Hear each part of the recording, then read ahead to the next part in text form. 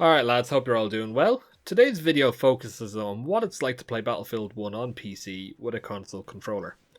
I'm going to provide some insight on this so that you can make your own decision on whether it's worth trying out, as well as provide some of my own feedback after having played Battlefield 1 on PC with a controller for about 4 hours.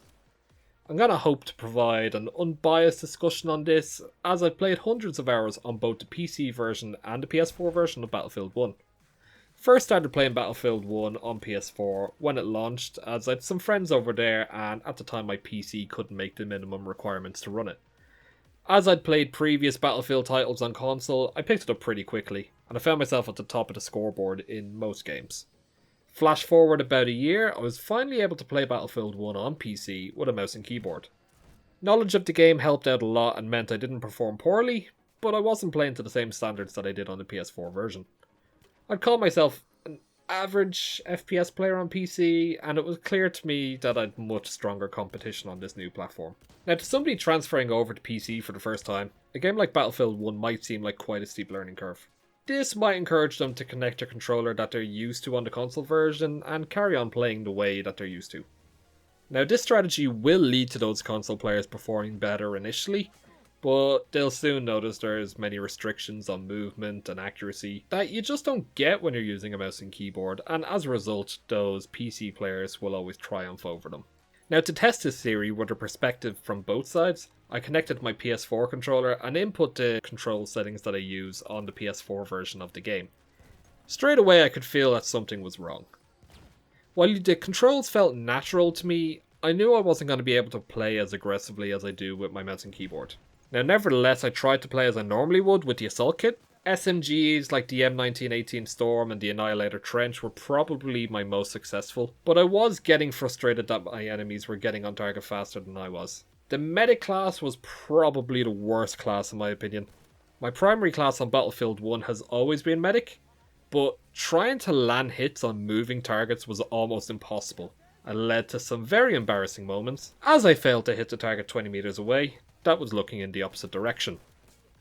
Yeah. Around this time I figured it'll probably be more beneficial to me to play a more defensive strategy, so I equipped a support class. This played quite similar to the assault class to me, and I found some moderate success at medium range. However, the worst part was using the bipod and trying to stay on target, something that I can do well on a mouse and keyboard, but on a controller I just seemed to struggle with it. So lastly I tried sniping, and it was probably the most successful of the lot, but I was still at a big disadvantage by comparison to my mouse and keyboard. I found tracking moving targets with a sniper scope using the analog sticks, it was relatively simple. I even got a few kill streaks here and there. However, when I switched to the iron sights it was almost completely useless, and many of my kills were from hip firing with my sidearm, rather than actually finishing them off with the bolt action. The last class I wanted to try was the pilot class. Now, I've always suffered with the pilot class on PC. I've never been able to get the hang of it, so I rarely play it. And to my surprise, I found it a lot easier to line up ground targets. And yeah, I even got some easy kills with the plane's machine guns. However, dogfighting other aircraft did not go as well, as they're able to maneuver more tightly than you, and they could always seem to get on my tail and bring me down.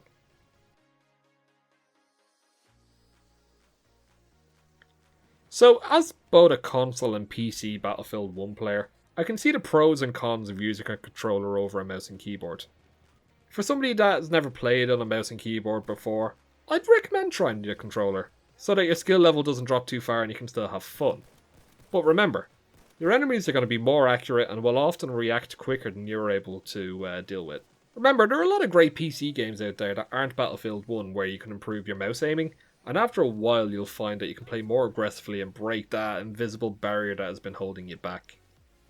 I'm a fan of both controllers and mouse and keyboard setups, so I will often use a controller when playing games on PC like Assassin's Creed, Gang Beasts and Grand Theft Auto.